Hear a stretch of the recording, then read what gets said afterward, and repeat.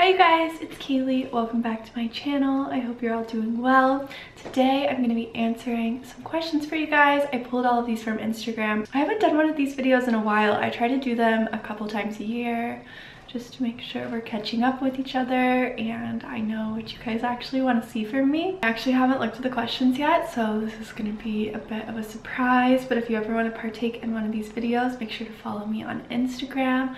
I'm definitely a bit more active on there than on YouTube, not so much in feed, but definitely on stories. All my social and brand links are always in the description box below, but before we get into the questions, I want to thank the sponsor of this video, which is Skillshare, a longtime partner on my channel. I'm sure a lot of you guys are already familiar with Skillshare, but in case you're not, Skillshare is an online learning community with thousands of inspiring classes for creators. It's a great place to explore new skills, deepen existing passions, or just get lost in creativity. They have classes on such a large range of topics with everything from photography to business to illustration to gardening. There's really something for everyone on the platform.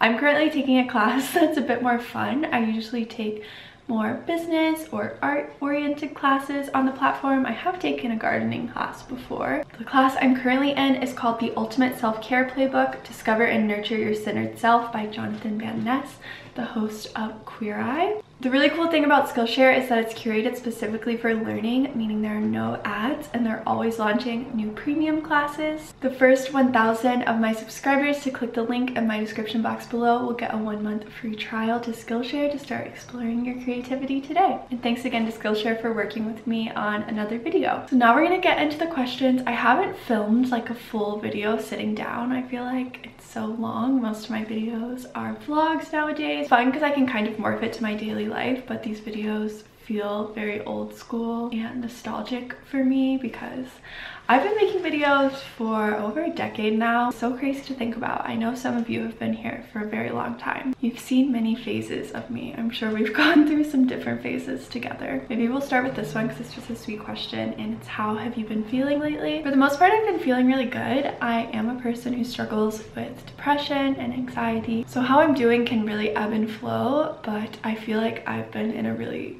good place for the most part. For the past 5 or 6 months now, I am on medication and also in therapy. I feel like I have a good routine going. I think I've also been able to develop a better work-life balance with some different changes in my life. So yeah, I mean, sometimes there's definitely still bad days, but for the most part, I am feeling really good lately. I don't think I've ever honestly been able to say that until recently, which is kind of crazy. And I think that medication, as much as I don't want to admit it, is the main reason for that. So I think maybe I'll touch on that a bit later on in this video. Here's a relationship related question, and it is, how did you meet your current boyfriend? Tips for meeting new people after a breakup.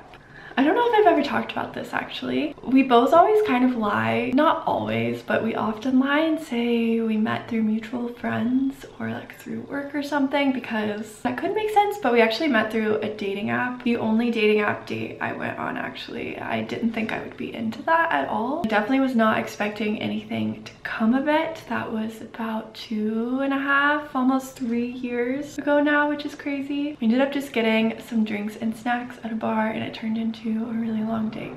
It definitely wasn't like any super intense feelings at the beginning. It just felt really comfortable, and we seem like quite different people, and we definitely are different people, but there's so many weird connections that we have that I feel like we're still uncovering years in, and I'm sure we're going to continue to uncover. So it's really interesting that we crossed paths. But yeah, in the past I'd never been on a dating app date. They just kind of always weirded me out, and the idea of like blindly going on a date and meeting someone like that. In the past with dating and relationships, it always started as a friendship or being introduced through friends in some way. Like I never went on a date with someone and had like my first conversation with them. Like maybe we met out or something or through a friend and we had like conversations at parties, and then it later turned into going on a date. But yeah, this one worked out for me. Don't hate on dating apps. I know they're not for everyone. I know there can be a lot of bad experiences on them, but I know so many people now who met their partners on dating apps. One of my best friends is in like such a great relationship now through a Hinge boy. Our dating app was Raya, which is like the cringiest one. Honestly, it's a miracle that he wasn't a huge asshole. But yeah, I don't really have any other tips besides just putting yourself out there, letting your friends know that you're looking to meet someone. I think it has to be a mix of letting it come to you, but you have to be a bit active in what you're pursuing at the same time. You just can't get obsessed with finding a partner, because then you're gonna latch on to someone who's not the right fit for you. And I feel like I see so many people do that. Yeah, I was pretty soon out of a relationship when I met my current partner. My ex-boyfriend had literally just moved out like that week, but we had a very amicable breakup and we were living together for a few months after we split, and it was totally fine. Yeah, I do really think good relationships can come to you when you're not looking, but you have to be open to it. I actually got a few questions on FOMO and do I get FOMO? How do I balance social life and alone time? I have a very hard time saying no to plans. I don't know. I don't really get FOMO, you guys, honestly. I don't know why I don't. I feel like one thing in life I'm good at is that I pretty much always know what I want, how I want to spend my time. So I don't have much to say about this, unfortunately. But you know, some people need more alone time than others. I definitely need alone time for recharging. And I'm super burnt out after spending a lot of social time with people. Even if I'm super close with them, I just need a bit of a break. But if you don't need that, spend as much time with other people as you want. I feel like there's this narrative pushed around needing to spend a lot of time alone to grow, which I think you learn a lot in alone time, especially for certain types of people, but you learn so much when you're with your friends or with a partner or family, whoever you're with. There's lessons to be learned both ways. Another social related question, do you think being social is important for your business? Yes and no. I have never been someone that feels comfortable playing like the networking, social climbing sort of games. Some people do that really well. I just can't do it. I can't. I think it could be super beneficial to the business, but I just prefer to have genuine connections with people that I'm aligned with, that the business is aligned with. Yeah, I think it could definitely hinder growth, but I think it builds community in a whole different way. That's really important to me. But yeah, you know, so many business owners or designers that are socialites and their business does so well because of it. And there's absolutely nothing wrong with networking and meeting people. I think you just have to do it in the right way, or it can kind of backfire on you. When's your next collection? Probably not until fall, but we still have 2 more drops, I believe, of the current collection. I think we're gonna do 2 drops instead of 1. One is definitely gonna be this month. So there's some new releases first, and then we're doing a fall collection. Question about Laszlo, my dog. You guys know he's become such a big part of my content because he's literally always on top of me, it feels like. Today he went to work with my boyfriend. My boyfriend's a photographer, and he's been shooting the same e-com gig for pretty much the entire year now. He's there a lot of the week, but where he's been working is actually super dog friendly. A lot of people on the team bring in their dogs, and he's been wanting to take in Laszlo to work with him. He's been talking about it for a few weeks now, and our dog Laszlo is a Vizsla, which is a super high energy, kind of prone to anxiety dog breed, but they're also very like Velcro, cuddly, sweet, affectionate dogs. But they're the kind of dogs that have a really hard time settling, especially as puppies, and Laszlo has a super hard time settling in new situations. He is such an attention whore, honestly. But yeah, this is one of my first times being at home when he's not here. I've been getting pictures of him on set, which is really cute.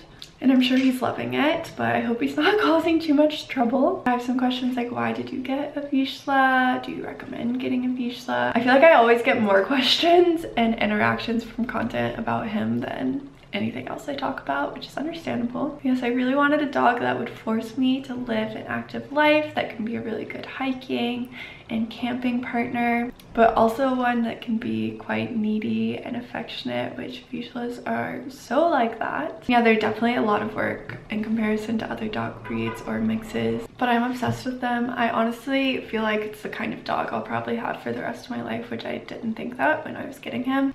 But yeah, I've just never felt more connected to a dog, and I know so many other Vizslas in the city. I'm really looking forward to doing volunteer work with the Vizsla Rescue when I eventually live somewhere else one day, because you can't really do that easily in the city. But yeah, I would totally recommend getting one if you've done your research. I think you have to be a serious dog person to own one of these dogs. And how does he do in the city? depends on the day. He used to be really anxious. He's outgrown a lot of it, and we've done a lot of training to help him outgrow it. We do most of his walks on quieter streets, and I take him to Prospect Park pretty much every day where he's allowed to run around off leash, and we do the trail walks, and we go on hikes regularly too. Any international travel plans this year? Well, I was just in Costa Rica, which was so lovely. And right now in the summer, I'm planning on going on a family trip with my boyfriend to Italy, which is really exciting. I've never been to Italy before, but those are all of the plans for the moment. How do you personally feel about the secondhand market of Staatsballett items? I think it's so cool. All for selling your clothes when you're done with them and giving new life to them. I've actually thought about trying to integrate a secondhand marketplace into our storefront. It's just a bit too much to handle right now. It's such a small team, but I love the idea of a circular economy. I think it's so important. Would you ever go back to school? No. How's house hunting going? Haven't started. I just finished my taxes, so I want to use that information in the years before to get pre-approved. I'm on Zillow every day. I get notifications for all of the different areas that I would love to have a place in. Honestly, the houses just keep getting uglier and more expensive. We're gonna have to see. I definitely want to start the formal process soon. I was just upstate for my birthday, and I just love to be up there a lot of the time. Any other plans for Schnatzvalet pop-up? I would love to do another pop-up store. In the past, we've only done them for like a weekend. I would love to do a longer term one, like for a month or something, just so we have the proper time to set up and make it really beautiful, because in the past it's always been such a rush. You know, it just didn't really look how I would like it to look. With COVID, having an in-store retail space just seems kind of weird, having to like control how many people come in the store and whatnot. So I think I would love to do one once things really chill out a bit. Eventually, whenever that happens, I would love to maybe also do a store with some other friends that I have that have businesses, just so we can kind of collaborate on a space and make it like a real experience. Because for me personally, I like never shop in person anymore. I don't even really like going into stores. I feel like I would just always rather shop online, and I like to kind of think about my purchases. So I think having an in-store retail space really has to be more of an experience for it to seem worth it to me, because having a store in New York City is also incredibly expensive. How do you find your health and wellness now compared to when you were vegan? I think it's a lot better, honestly. I definitely don't eat nearly as healthy as I used to. I want to get back on track with that. But my skin and hair are so much better, you guys, and I really think it's diet related. And I just have more energy. I've definitely gained weight. I used to be a lot skinnier when I was vegan, but I think I feel and honestly look healthier for me now. I know so many people who used to be really hardcore vegan who have recently transitioned out of it via like fish and eggs, and most of them are feeling a lot better too. And then I got a couple questions asking me to elaborate a bit more on mental health and medication. Basically, I should have tried medication so long ago. I was terrified of doing it for some reason. I have no idea why. I thought it was gonna like ruin my life if I started taking a pill, or like make me a zombie or emotionless or something, and it's not true. I also thought it would be a really hard transition, which I know for a lot of people it is, and that's a very real reality. But I adjusted to my medication in a few weeks, and the adjustment was not bad at all. Being depressed and anxious my whole life was way worse than that adjustment period. So if it's something that you're afraid of doing, I say talk to a doctor and give it a go. You really have nothing to lose, especially if you're at the point where you're thinking about it. I promise you it's worth a try, and you can feel so much better. It really is strange that I thought it was such a big deal, because I never think like that when someone else shares that they're on medication. I mean, most of the people I know in my life are, and I know it's been so good for so many of them. I definitely tried all of the other options for feeling better, like therapy, yoga, meditation, eating healthy, having a routine, waking up at the same time every day. And nothing compares to just taking a pill. Doing all those things is easy, when before all of those things seemed so hard and took so much effort, and now it just feels pretty effortless. I also feel like therapy can be so good, but just traditional talk therapy, I find, can just have you looping in circles over and over again. And sometimes, at least for me, I have found that just talking about the same thing over and over again honestly is making it worse. Like, I've always done a lot better with more like CBT, where I get actionable ways to kind of train my brain to not be the way it is. So it's definitely a combination of things. I still want to try EMDR, but yeah, the main way I can describe it is that I feel like I can breathe and life just feels so much easier, and that's the only thing that's really changed. And any like side effects that I had from it, I think it might have made me gain like a little bit of weight. My anxiety would make me not eat a lot of the time, so it might not even really be because of the medication. I'm super prone to nausea, so I take my pill before I go to bed. That's what I do with my birth control too, because that can make me really nauseous. But yeah, the first few weeks I kind of felt like I was really over caffeinated or just had some kind of upper in my system. My jaw, I remember, was really tight, but then it really evened out for me and I was feeling a lot better. I didn't sleep that well the first few weeks, but then I had a period where I was quite tired, and then it's sort of leveled out. How many kids do you want? I don't know. I think that's hard to say before you're there. I definitely want to have kids. 2 to 3. I don't know. Sometimes I see women with like 4 children and I think it's so cute. I don't know if I could do that or if I would want to do that. But I definitely want to have more than one. Where do you find most of your furniture and home decor? Well, it varies a lot. A lot of the stuff that I have is secondhand or vintage. I shop on Chairish a lot, local New York dealers, eBay, Craigslist even. A lot of our like mid-century Danish teak pieces, they're from the same seller called Far Out Finds. It's an upstate New York dealer. Essence has a really good home section now. I just got these double-walled glasses that are so beautiful from there. And look at these coasters. They're so cute. This vase is from a store called Battenhome that I'll link below. Yeah, pretty much everything I own is secondhand, so it's kind of original, I guess.